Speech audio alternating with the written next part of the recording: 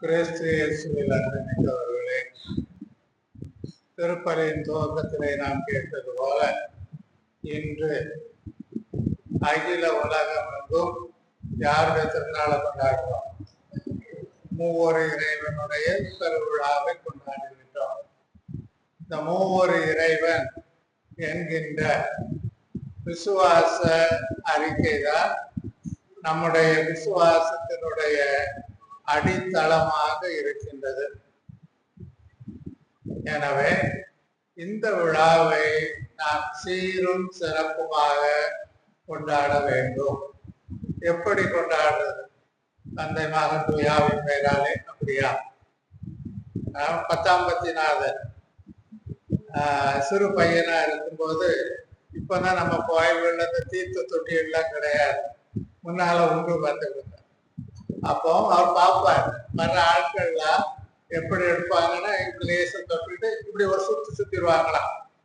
அதுக்கு அவர் என்ன செய்தாராம்னா, ஒரு நாள் ஆட்கள்லாம் வர்றதுக்கு முன்னாலே அந்த தீர்த்த தொட்டியில் உள்ள தண்ணிக்குள்ள மைய ஊற்றி வச்சிருந்தாராம். எல்லா தொட்டிலையும் மைய ஊற்றி வச்சிருந்தாரு. அப்போ மக்கள் ஒன்றும் தெரியாம வந்த உடனே இப்படி பிராசதம் போட்டிருக்காங்க. அப்ப பூசம் முடிஞ்ச ஒருபாடு எல்லாத்தையும் பார்த்து, நீ எப்படி பிராசதம் போட்டிருக்கேன்னு பாருங்க.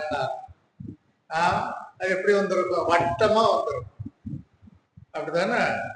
இதே மாதிரிதான் நம்முடைய வாழ்க்கையில அநேக சமயங்கள்ல ஒவ்வொரு கடவுள்னு நாம சொல்றோம், ஆனா வாழ்க்கையானது வித்தியாசமா இருக்கு. இதை தெரிஞ்சுக்கணும். ஏன்னா ஆகையினால மூவொரு கடவுளுடைய விழாவை நாம் கொண்டாட வேண்டுமே, ஆனால் அவரை போல நாமும் வாழ வேண்டும். மூவொரு கடவுள் யாரெல்லாம்? ஞான தேவத்தில் படிச்சப்போ நாங்களாம் படிக்கும்போது எத்தனை சர்வேஸ்வரர் என்ன பதில் சொல்லுவீங்க? ஒரே சர்வேஸ்வரர். பிதா சர்வேஸ்வரனா? பிதா சர்வேஸ்வரனா இல்லையா? சர்வேஸ்வரன். சுதன் சர்வேஸ்வரனா? பரிசுத்த ஆவி சர்வேஸ்வரனா? மூவரும் மூன்று சர்வேஸ்வரனா? ஒரே சர்வேஸ்வரனா? ஒரே சர்வேஸ்வரன். ஏன்? மூவருக்கும் ஒரே ஞானம், ஒரே புத்தி, ஒரே வல்லமை, எல்லாமே ஒன்றாக இருக்கிறது. ஆகையினால்தான் மூவரு ஆட்களாக இருந்தாலும் ஒரே கடவுள். இதுதான் நம்முடைய விசுவாசத்தினுடைய அடிப்படை. அப்போ இந்த மூவரு கடவுளை பற்றி நமக்கு முதல்ல சொல்லி தந்தது யாருன்னு தெரியுமா? பழைய ஏற்பாட்டுல கிடையாது. பழைய ஏற்பாடு முழுசுமே தந்தை, அவருடைய பெயர் தான் இருக்குது. புதிய ஏற்பாட்டுலதான் இந்த மூவொரு கடவுளை பற்றி நமக்கு செய்தி தரப்படுகிறது. முதல் முறையாக எங்க வந்துச்சு? சொன்ன ஆட்களுக்கு நான் பிரைஸ் கொடுப்பேன். எங்க வந்துச்சு?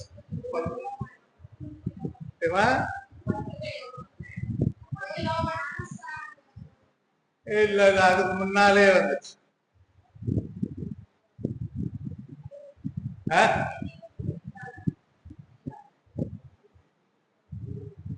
மாதாவுக்கு மங்கள வார்த்தை சொன்ன சமயத்துல வந்துச்சு. முதல்ல மாதாவுக்கு வந்து யார் பேசுனா? கபிரியல் தூதர். கபிரியல் தூதரை யார் அனுப்புனா? தந்தையாகிய கடவுள் அவரை அனுப்புகிறார். மாதாவிட்ட எதுக்காக அனுப்பினார்? நீ என்னுடைய 2ஆம் ஆளாகிய சுதனுக்கு தாயாக இருக்க வேண்டும். எப்படி இருப்பாய்? ஆவியானவர் உன் மேல் வந்து நிழல் இடுவார். அப்ப 3 பேர் வந்துட்டாங்களா? வரலையா? அப்போ புதிய ஏற்பாட்டில் முதல் முறை நமக்கு இந்த மூவொரு கடவுளை பற்றி சொல்லுகின்றது கடவுளுடைய செயல்தான். கடவுளுடைய செயல். அதற்கு உறுதுணையாக இருந்தது நம்முடைய தாய். அன்னைக்கு மட்டும் நம்ம மாதா முடியாதுன்னு சொல்லியிருந்தானே என்ன நடந்திருக்கும்? அந்த அம்மா நான் என்றுமே கன்னியாக இருப்பேன் அப்படின்னு தானே ஆண்டவருக்கு வாக்கு கொடுத்திருந்தார். அப்ப ஆண்டவர் என்ன சொல்றாரு? ஏய், நீ தாயாக இருக்கணும் அப்படின்னு சொல்ற. இதெல்லாம் முடியாது, நான் நினைச்சது நான் தான் அப்படின்னு இருந்துச்சுன்னா ஏசுனாரும் வந்திருக்க மாட்டாரு, ஆவியானவரும் வந்திருக்க மாட்டார் இல்லையா? அப்போ கடவுள் மூவொரு கடவுள், மூவொரு இறைவன், ஒரே இறைவன் மூவொரு ஆட்களாக இருப்பதற்கு அடிப்படையான காரணம் அவர்களுக்கு இடையிலே இருந்த விட்டு கொடுக்கின்ற ஒரு தன்மை. அது ஞாபகம் வச்சுக்கணும். தந்தை விட்டு கொடுக்கிறார். எப்படி? தன்னுடைய ஒரே மகனே. இப்ப எங்க வீட்டுல நாங்க 10 பேர் பார்த்துக்க, 10 பிள்ளைகள், அதை 2 பேரும் கொடுத்தது லேஸ் தானவா? நானும் சாமியாரு, என் கடைசி தங்கச்சி சிஸ்டர். 10ல 2 கொடுக்கறது கஷ்டம் இல்ல. ஆனா ஒரே ஒரு பிள்ளைய வச்சுக்கிட்டு அதை கொடுக்கறது கஷ்டமா இல்லையா? அப்ப தந்தை என்ன செய்யறார்? தன்னுடைய ஒரே மகனையே நமக்காக விட்டு கொடுக்கிறார் இல்லையா? சரி, மகன் என்ன செய்யறார்? அவரை மிஞ்சிருவார் போல, தந்தை மிஞ்சிருவார் போல. எப்படி? இறைத்தன்மையில் விளங்கிய அவர் அந்த இறைத்தன்மையை பற்றி கொண்டிருக்க வேண்டியது ஒன்றாக கருதாமல் அடிமையின் தன்மை கொண்டு சாவை ஏற்கும் அளவுக்கு, அதுவும் சிலுவை சாவையை ஏற்கும் அளவிற்கு அவர் கீழ்ப்படிந்தார். இயேசுநாதத்துல மட்டும் அந்த கீழ்ப்படிதல் இல்லைன்னா, அல்ல துறக்கிற ஒரு தன்மை, இழக்கிற ஒரு தன்மை இல்லைன்னா அவர் மனிதனாக பிறந்திருக்கவே முடியாது. புரியுதா? அப்போ அவரும் இழக்கிறாரா இல்லையா? ஆவியானவர் அவரும் இழக்கிறாரா இல்லையா? தினமும் இழந்துகிட்டே இருக்காரு பார்த்துக்க. ஆவியானவர் நம்மிடத்துல எந்த வகையில பேசுறாருன்னா நம்முடைய மனசாட்சியின் வழியாக சொல்லுறாரு. இப்ப நீ பார்த்த உடனே இது யாரு உடைச்சான்னு கேட்டா உனக்கு தெரியும், நீ தான் உடைச்சான். என்ன சொல்லுவ? என்ன சொல்லுவ? நான் உடைச்சுன்னு சொல்ல மாட்டேன், எனக்கு தெரியாது. அப்படி சொன்ன உடனே உன் மனசாட்சி குத்துமா குத்தாரா? அப்ப யாரு உனக்கு சொல்ற தப்பு, நீ உண்மையை பேசணும்னு யார் சொல்ற? ஆவியானவர் சொல்லிக்கொண்டே இருக்கிறார். ஆகையினால தனவும் சாகிறது யாரு? ஆவியானவர். அவரும் நமக்காக தன்னையே முழுமையாக இழக்கிறார். புரியுதா? ஆகையினால இந்த மூவொரு கடவுளுடைய அடிப்படை தன்மை தனக்காக இல்லாமல் பிறருக்காக இருப்பது. அதான் அடிப்படை. திரும்ப கடவுள் ஆதாமை ஏவாளை படைக்கும் பொழுது எப்படி படைச்சாரு? தன்னுடைய உருவிலும் சாயலிலும் படைப்போமாக என்று சொல்லி படைச்சார். அவருடைய உருவும் சாயலும் எது? இதுதான். பிறருக்காக தன்னையே கையளிப்பது. ஆயினால அன்பார்ந்த மக்களே, நாம எல்லாருமே நமக்கென்று வாழாமல் பிறருக்கென்று வாழ அழைக்கப்பட்டிருக்கிறோம். அதை ஞாபகம் வைத்துக் கொள்ளும். இந்த மூவொரு கடவுளுடைய இன்றைய உலகத்துல பார்க்கக்கூடிய அளவுல இருக்கிறது எது? மூவொரு கடவுள் பார்க்கறது எதுல இருக்கு? உங்க வீட்டுக்குள்ளே இருக்கு. எது? உங்க குடும்பம். நான் போன வாரத்துல நினைக்க இந்த யூடியூப்ல உன்னை பார்த்துக்க, இவன் ஒரு சின்ன பையன், அவன்கிட்ட கேள்வி கேட்கிறாங்க, குடும்பம்னா என்னதுடா? அவன் என்ன சொன்னான் தெரியுமா? நானும் என் மனைவியும் என் பிள்ளைகளும் தான் குடும்பங்கிறான். 4 வயசுதான், அப்பவே நினைக்கிறான் பாரு. நானும் என் மனைவியும் என் பிள்ளைகளும் தான் குடும்பம் அப்படிங்கிறான் பாரு. உண்மைதான். அப்ப திரியேக கடவுளுடைய பிரதிபலிப்பாக அல்லது பார்க்கக்கூடிய அளவுல அமைந்திருப்பது நமது குடும்பம். புரியுதா? அப்போ இந்த குடும்பம் எப்படி இருக்கணும்? திரியேக கடவுளை போல நம்மையே இழந்தவர்களாக, பிறருக்காக நம்மையே கையளிப்பவர்களாக இருக்க வேண்டும். இதை இல்லாம ஆக்குறதுக்கு ஒரு கேள்வி வரும் குடும்பங்கள்ல. என்ன கேள்வி சொல்லுங்க பார்ப்போம். என்ன கேள்வி வரும்? இந்த குடும்பத்தில் உள்ள சமாதானம், மகிழ்ச்சி எல்லாம் கொலைக்கிறதுக்கு ஒரு கேள்வி வரும். என்ன கேள்வி? குடும்பத்துல தானே இருக்கீங்க எல்லாரும். வீட்டுல சண்டையே வராதா? அப்ப எந்த கேள்வி கேட்பா? நீயா நானா? என்ன உண்டா இல்லையா? நானும் குடும்பத்தை தான் பிறந்தேன். எங்க அப்பா அம்மா சண்டை போட்டிருக்காரு. அப்ப எனக்கு நல்ல ஞாபகம் இருக்கு. எங்க அம்மா கேட்பா, நீ சொல்லத நான் கேட்கணுமோ? அப்ப எங்க அப்பா சொல்லுவாரு, நான் தான் குடும்பத்து தலைவன் தெரியுமா அப்படி. எல்லா வீட்லயும் இது நடக்கும். அதனால இந்த குடும்பத்தில் இருக்கிற சந்தோஷத்தையும் மகிழ்ச்சியையும் சமாதானத்தையும் கெடுக்கக்கூடிய ஒரு கேள்வி நீயா நான். தயவு செய்து அந்த ஒரு கேள்வியை மட்டும் மறந்துருக்க. என்ன தயவு செய்து மறந்துருக்க. நீயா நான் அப்படி இல்லாம நாம் என்ற வார்த்தையை நம்ம பயன்படுத்தும். நாம் என்கின்ற வார்த்தையை பயன்படுத்தும். புரிஞ்சுதா? சரி, இது குடும்பங்களுக்கு. இப்ப இந்த பங்குனா என்னது? இது ஒரு குடும்பம் தானே. அப்போ இன்றையிலிருந்து உங்களுக்கு குடும்பத்து தலைவராக இருக்கிறது யாரு? என் பின்னால இருக்காருங்க இல்லையா? சரி, ஆகையினால இந்த குடும்பத்தை இதுலயும் கூட அவரும் சொல்லக்கூடாது, நான் தான் பெரிய ஆளுன்னு சொல்லக்கூடாது. நீங்களும் எங்களுக்கு தான் எல்லாம் தெரியும், நீ நேற்று தானே வந்தீரு அப்படின்னு சொல்லக்கூடாது. செய்வீங்களா? செய்வீங்களா?